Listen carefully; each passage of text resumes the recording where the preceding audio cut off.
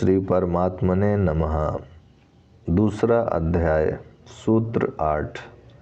प्रकाश मेरा निज स्वरूप है, मैं उससे भिन्न नहीं हूँ। जब संसार प्रकाशित होता है तब वह मेरे ही से प्रकाशित होता है।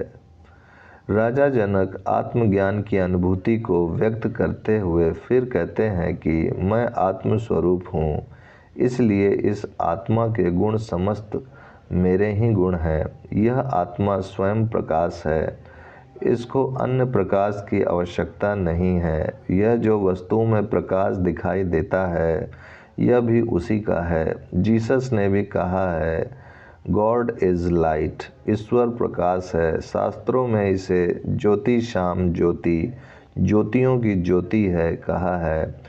यह प्रकाश उसका स्वाभाविक धर्म है। जनक कहते हैं, प्रकाश मेरा निज स्वरूप है।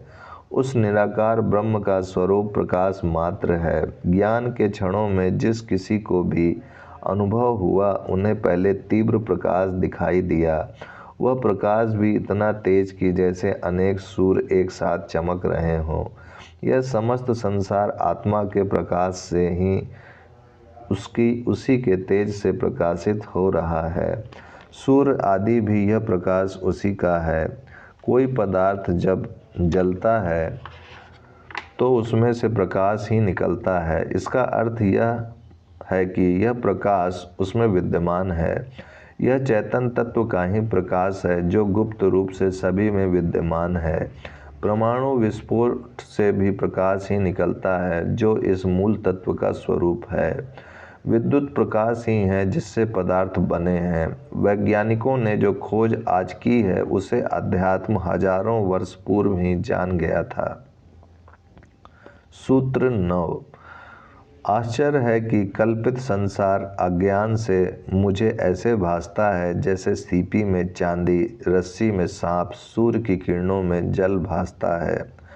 राजा जनक को आत्मज्ञान हो जाने से उनका संसार के प्रति भ्रम दूर हो गया। उनको अनुभव हो गया कि मेरा वास्तविक स्वरूप यह चैतन्य आत्मा है, शरीर नहीं। इसी प्रकार संसार का वास्तविक स्वरूप आत्मा है, भौतिक पदार्थ नहीं। यह संसार जैसा दिखाई देता है वह वास्तविक नहीं है, कल्पना मात्र है। जो अज्ञानवश वास्तविक जैसा दिखाई देता है। यह संसार सीपी के समान महत्वहीन है किंतु चांदी के समान मूल्यवान दिखाई देता है।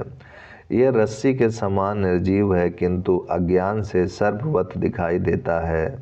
यह सूर्य की किरणों में जल की भ्रांति के समान दिखाई देता है, अर्थात इस मृग मरीचिका में केवल जल की भ्रांति मात्र होती है, वह प्यास नहीं बुझा सकती। इन तीन उदाहरणों में तीन तत्व प्रकट किए गए हैं।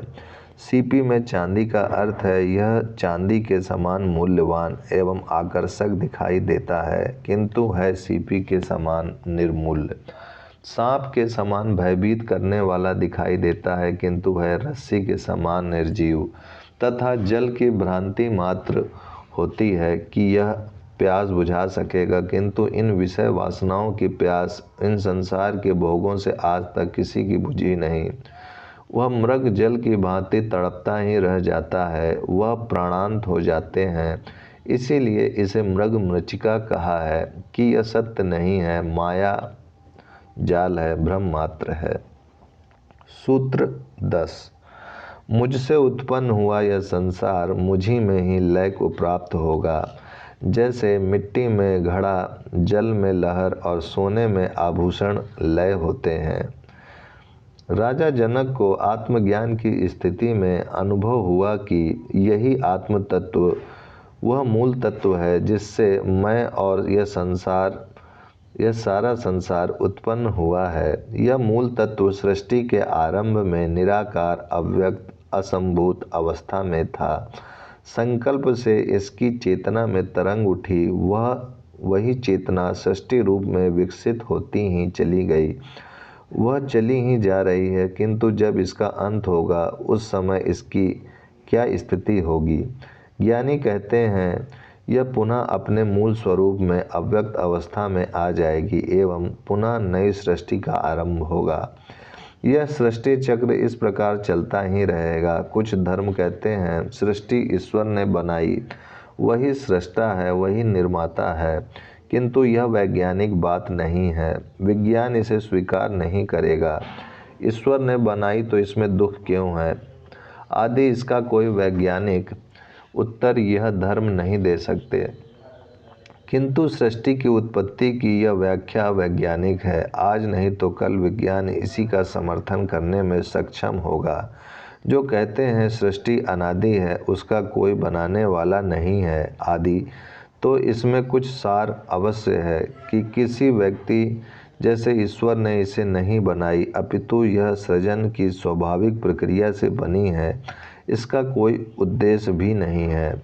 रूप परिवर्तन होता ही रहता है, पदार्थ कभी नष्ट नहीं होता, केवल रूप परिवर्तन करता है। यह पदार्थ ऊर्जा में परिवर्तित हो सकता है, वह ऊर्जा से पुनः पदार्थ का निर्माण होता है।